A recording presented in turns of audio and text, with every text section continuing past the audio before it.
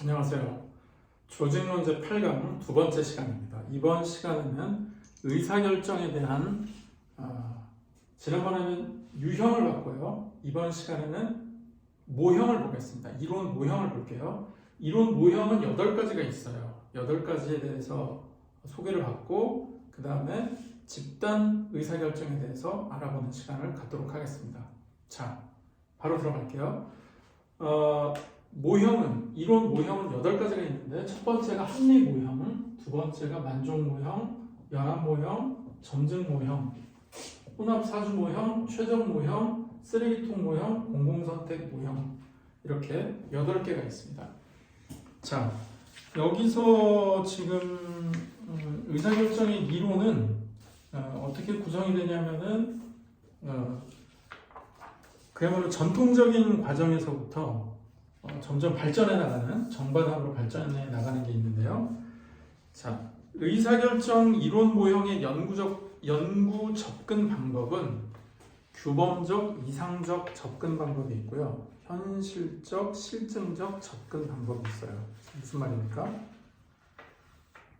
모든 인간의 행동은 합리적이다. 이렇게 가정을 해요. 그리고 목표의 극대화를 위해서는 의사결정 방향이 당위성이다. 당위성을 가지고 전진한다. 이렇게 확신을 하고 분석하는 방법을 말합니다. 고전적 의사결정 모형이죠. 자, 그렇기 때문에 이런 쪽은 대표적인 게 바로 이 합리 모형이 되겠습니다. 그래서 합리 모형은요, 최대한 합리성을 추구한다. 그리고 목표, 가치, 이거에 대한 당위성으로 간다. 당연한 얘기입니다. 가장 기초적인 얘기예요. 우리가 해야 되는 기본적인 자세이기도 하고요. 합리 모형은 기본 중에 기본입니다. 그런데 문제가 있어요. 어떤 거죠? 현실적으로는 그렇지 않다. 왜? 제약이 있기 때문이다. 시간도 부족하고, 정보도 부족하고, 자원도 부족하고, 최선의 대안이라는 건 알지만 사실 그 최선의 대안이라는 것을 채택할 수가 없다. 왜? 우리는 현실적 제약을 뛰어넘을 수가 없기 때문이다. 이런 비판이 있습니다. 자, 그래서 현실적, 실증적 접근이 있어요. Realistic and empirical approach가 있는데 현실에서 일어나고 있는 의사결정은 이러한 것이다 라는 것에 기초를 해서 연구하는 방법인데요. 인간의 합리성 추구에는 한계가 있다. 당연하겠죠. 그래서 이것을 인정하고 만들어낸 이론들인데 대표적인 게 만족 모형, 그리고 점증 모형, 그리고 연합 모형 이런 것들이 있어요. 그리고 나서는 단정하기 어려운 모형, 뭐 혼합 사주 모형, 그 다음에 최적 모형, 쓰레기통 모형 이런 것들이 있어요. 자, 잠깐 볼게요. 혼합 주사 모형, 주사 믹스드 스캐닝 모델, 혼합 주사 모형.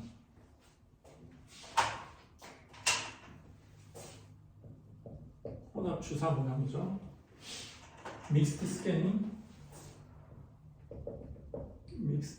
스캐닝 모델. 자, 이런 것들이 있습니다. 하나씩 볼게요. 자, 특징을 빠르게 파악해 보도록 하겠습니다. 합리 모형을 말씀드릴까요? 만족 모형은 뭐냐면은 제한된 합리성에 기초한다. 그래서 최적이라는 건 있을 수가 없기 때문에 어느 정도 만족하면 그건 선택을 해야 된다라는 방식이에요. 그랬더니 어느 정도 만족이라는 게 뭐냐? 이거에 대한 기준이 모호하다. 그리고요, 조직에서는 이런 만족 모형이라는 걸 적용하는 게 과연 옳은 것인가? 실제 그러한가에 있어서는 물음표가 크게 나온다. 그래서 만족 모형의 비판도 있지만 합리 모형에 따른 제한된 합리성을 인정했다는 데는 큰 의미를 가지고 있다. 이렇게 볼 수가 있습니다. 그 다음에 연합 모형이 있어요. 연합 모형은 어디 있나요? 연합 모형.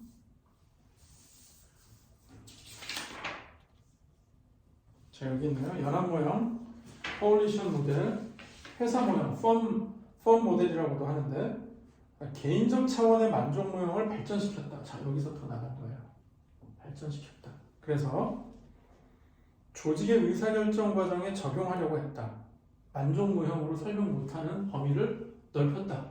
자, 조직은 안 된다고 했더니 갔다. 그래서 뭐가 나왔어요? 자, 조직에서도 정치체제와 유사하게 협상이라든지 타협이라든지 정리하기 난무하더라. 무슨 말이에요? 자, 나는 이게 최선이라는 걸 아는데 내가 최선을 선택하면 당신 또는 옆부서 또는 누군가 상대방 타인이 이해에 침해를 받는다. 그러니 나는 이 정도 양보할 테니 너도 그 정도 양보해라. 라는 타협이 그리고 그걸 위한 협상이 난무 많이 벌어지고 있더라. 그래서 이게 문제중심적 탐색인데요. 네, 이런 거는 어떤 경우에 적합하냐면 조직이 안정돼 있을 때, 예측이 가능할 때, 이럴 때 나의 상태가 이러하니 내가 선택할 수 있는 범위는 여기서부터 여기까지구나. 그래서 이 안에서 내가 선택을 하겠는데 내가 100을 얻는 게 우리의 최선이라면 50, 60, 70에서 내가 나의 선택을 할 테니 당신 또는 타인, 내 협상의 상대자인 당신은 30, 40 혹은 당신도 60이나 70에서 우리와 교집합이 이루어지는 데서 타협을 하자. 왜? 당신이 양보하는 것을 내가 얻을 수 있기 때문에. 이런 환경에서는 어느 정도 통용될 수 있다고 할 수가 있는데 급변하는 환경, 완전히 바뀌는 환경, 그리고 공공보다 이익 중심이라기보다는 어떤 명분 중심의 비영리 조직에서는 맞지가 않더라. 그런 연화 모형이 있고요. 점증 모형이 있습니다. 인크리멘탈 모델인데 인간의 지적 능력의 한계와 의사결정 수단의 기술적인 한계를 인정하는 거예요. 그래서 자, 이거는 좀 그럭저럭 해나가는 과정이다. 이렇게 표현하고 있는데 민주정치의 제도를 설명하는 타당성이 인정돼서 민주정치, 세부적 점증주의 이렇게 표현합니다. Disjointed Incrementalism이라고 명하기도 합니다. 비판은 다원성을 가진 정치적 사회 구조, 그 다음에 안정성을 가진 여건에서만 통한다. 자, 점증이라는 거는 어떤 기존에 있던 거를 점점 발전시켜 나가는 모델이다 보니까 기존 게 없거나 아니면 점점 발전해 나가는 이런 비교적 안정적인 환경이 아니라 급변한다. 심지어 후진국이다 이러면 적용하는데 한계가 있다. 라는 얘기가 되겠습니다. 자, 합리 모형과 점증 모형을 절충한 혼합 주사 모형은 자, 기본적 결정과 부분적 결정이 있다고 보는 거예요. 이게 뭡니까? 기본적 결정은 합리 모형을 따르고 부분적 결정은 점증 모형을 따른다. 즉 아주 기초적인 베이스는 합리 모형, 당위성과 목표 가치를 따지는데 어떤 부분에 대해서 특수한 상황이 있기 때문에 이거는 부분적 결정에서는 점증 모형, 뭔가 대안을 기존 걸 발전시키는 뭔가 다원적인 그런 걸 찾아서 대안을 마련한다라는 것이에요. 이거는 굉장히 설명이 잘 될 것 같은 모델이지만 이거의 한계는 기준이 모호하다. 그리고 엄밀히 따졌을 때는 이게 무슨 이론이냐. 이거랑 합친 것 뿐이지. 그래서 독립된 이론으로 인정받지 못하는 경우도 있습니다.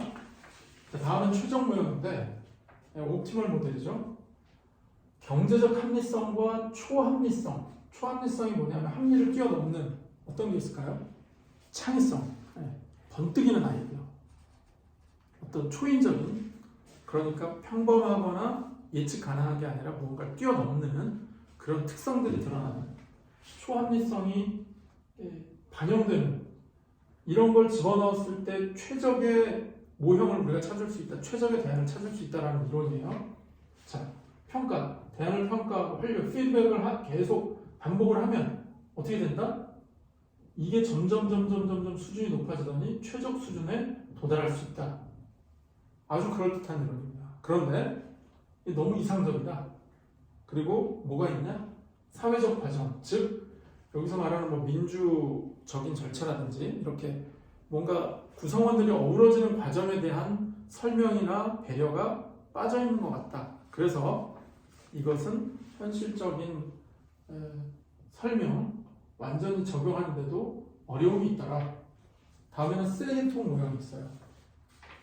garbage can 모델인데 쓰레기통 모형은 뭐냐면은 여기처럼 안정적인 환경, 연합 모형처럼 안정적인 환경이 아니라 급변하는 환경에서는 어떨 것이다? 무작위적으로 그냥 선택할 것이다. 무정부 상태 같은 환경에서는, 혼란한 상황에서는. 그래서 쓰레기통 모형이라고 한다. 왜? 최적도 아니고 합리도 아니고 점증도 아니고. 그래서 이건 뭐 뒤죽박죽 엉망으로 왜? 환경이 그러하니까 라는 이론인데, 비판은 뭔가요? 실제로는 체계적이라는 거예요. 아무리 무정부 상태이고 아무리 사회가 혼란하다 할지라도 거기 어떤 조직에서 목표를 달성하고자 하는 그런 사람들이 모여 있다면 그들의 결정이 마냥 뒤죽박죽이지만은 않다. 그 나름대로의 체계성이 곧 자리 잡게 된다. 그렇기 때문에 쓰레기통 모형을 전적으로 인정하기에는 한계가 있다. 이런 얘기입니다. 다음에는 공공선택 모형이 있어요. 정부 재정에 있어서는 민주적 의사결정을 의도한다는 건데, 경제학적 분석 도구를 적용했다는 의의가 있습니다. 그런데 이것도 역시 행정에서의 현실을 설명하는 데는 다소 무리가 있더라라는 비판이 있어요. 자, 다음에는 집단 의사결정으로 넘어가 볼게요. 집단 의사결정. 자, 이쪽입니다. 집단 의사결정이에요. 자, 집단 의사결정에는 세 가지가 있어요. 명목 집단 기법, 델파이 기법, 브레인스토밍. 자, 이건 많이 들어보셨을 거고요. 델파이 기법은 뭡니까? 델파이 그러면 전문가 이렇게 생각하시면 돼요. 델파이 기법은 제가 순서 없이 설명하겠습니다. 브레인스토밍은 뭐예요? 브레인스토밍은 그야말로 여러 사람들이 모여서 브레인의 스토밍을 유발하는 거죠. 그래서 얻고자 하는 게 뭡니까? 다양한 아이디어를 수렴해보자. 그래서 브레인스토밍을 할 때는 상대가 의사를 개진할 때, 아이디어를 낼 때는 중간에 판단하거나 끊거나 아니면 뭔가 영향을 주는 활동을 하지 않고 끝까지 기다리고, 그리고 나서 아이디어가 다 개진되고 개진된 아이디어를 토론하고 평가하는 과정에서 장단점을 얘기하는 과정에서 무엇이 이루어진다? 개선이 이루어지고 수정이 이루어지면 그 아이디어를 채택하는 과정이 브레인스토밍이다 라는 거고요. 비슷하지만 델파이는 전 구성원이 아니라 전문가들에게 설문을 통해서 조사를 한다라는 특성이 있습니다. 그래서 보냈다가 의견을 받아요. 자, 이런 거에 대해서 어떻게 생각하십니까? 전문가로서의 의견을 부탁드립니다. 와요.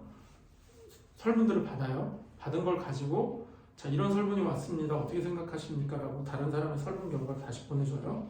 그러면 그걸 가지고 어떤 사람은 수정을 할 것이고 어떤 사람은 그래도 내가 맞다 또는 그게 내가 대세임을 확인하는 그런 과정을 또 거쳐요. 그래서 수정된 걸 가지고 어떻게 한다? 시나리오를 작성합니다. 그래서요, 그 시나리오, 즉 문제 해결의 시나리오를 채택하는 것을 델파이 기법이라고 한다. 자, 그럼 명목 집단 기법은요? 정책 대안을 서면으로 제출한 다음에 이것도 의사소통을 서로 하지 않는다는 것인데요. 장단점을 토론하고 최고 점수를 받은 대안을 채택한다. 뭐가 다르죠? 델파이나 브레인스토밍은 뭔가 수정하는 과정을 거쳤는데 명목 집단 기법은 대안을 받은 다음에 장단점을 토론을 해서 그 장단점 중에 장단점을 보고 나서 가장 높은 점수가 나오는 것을 채택하는 방식이다. 현실 세계에서는 어떨 것 같습니까? 명목 집단 기법이든 델파이 기법이든 브레인스토밍 기법이든 간에 전체적인 의견들을 들어보고 그 중에 최적의 대안을 선택한다라는 흐름은 같을 것입니다. 그런데 집단 사고라는 게 있어요. 보이십니까? 예. 집단 사고가 뭘까요? 집단 사고는 뭔가 전체주의적인 사고를 의미합니다. 뭐겠어요? 우리는 이런 의견이야. 우리 조직은. 그래서 뭐 달리 생각할 게 없잖아. 우린 뭐 당연히 이렇게 가야 되는 거겠지 라고 하면 어떻게 된다? 소수의 또는 합리성을 가진 반드시 소수만은 아니겠지만 뭔가 식견을 가진 사람들의 의견을 막아버리는 효과가 있다. 그래서 집단적 오류에 빠질 수가 있다. 그러므로 어떻게 하는 게 좋다? 집단 사고가 경계될 대상임을 알고 그럼 왜 이런 일이 벌어지는가를 봤을 때 결정을 하거나 상황을 이해하거나 대안을 제시할 때 이것에 대한 명확한 이해가 필요하다. 그러면 어떻게 된다? 집단 사고의 오류를 방지할 수 있다. 자, 그래서 집단 의사결정은 좋은 거예요. 왜냐하면 집단 지성을 가지고 더 나은 해결책을 찾아가는 과정이기 때문에. 그렇지만 이 집단 의사결정에서는 집단 사고라는 부작용이 있을 수가 있으니까 우리가 어떤 문제를 꺼낼 때 이 문제에 대해서 명확하게 이해하는 과정들이 필요하다. 이것이 쌓이면 브레인스토밍, 델파이 기법, 명목 집단 기법을 어떤 것을 선택하거나 믹스를 하더라도 우리는 보다 좋은 의사결정을 낼 수 있을 거라는 그런 짐작을 해볼 수가 있습니다. 자, 이번 시간에 의사결정의 이해 중에서 의사결정의 이론 모형과 집단 의사결정에 대해서 배워봤습니다. 다음 시간에는 의사소통에 대해서 배워보는 시간을 갖도록 할게요. 잠시 뒤에 만나겠습니다.